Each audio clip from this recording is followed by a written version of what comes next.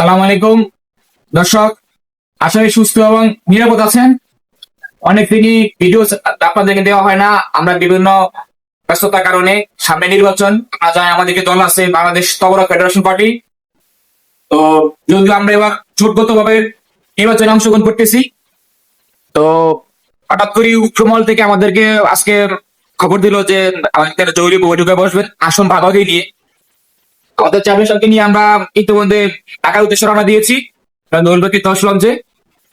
আমাদের মোট 50টি সিটের দাবি ছিল জোটের কাছে, তো তারা আমাদেরকে 20টা সিটে দিয়ে দেবে বলছে। আমরা রাজি হইনি, যে আমাদের অনেক নেতা কর্মী আছে, বিভিন্ন ধরনের ট্র্যাকিং নেতা কর্মী আছে, তো সেক্ষেত্রে আমাদের 20টা আসা সম্ভব না। আমরা মিনিমাম 50টা আসন চেয়েছি।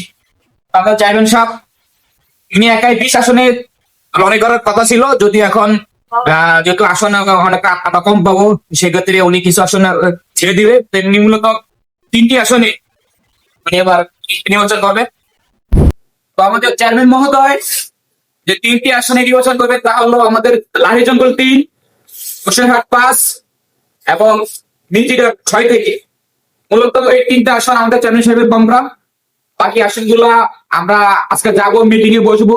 মিটিং এ বসার আমরা কটা সিট পাই বাংলাদেশ ফেডারেশন পার্টি। এরপরে আমরা আপনাদেরকে জানাবো যে কে কোন আসন থেকে নির্বাচন করবে। আমি ব্যক্তিগতভাবে তিনটি আসন থেকে নির্বাচন করবো, তারপর থেকে পরে আপনাদের জানানো হবে। মোটামুটি আমরা আজকে লঞ্চে আছি, কালকে আমাদের জরুরি মিটিং থেকে আমাদের ফুটিয়েছে যাওয়ার জন্য।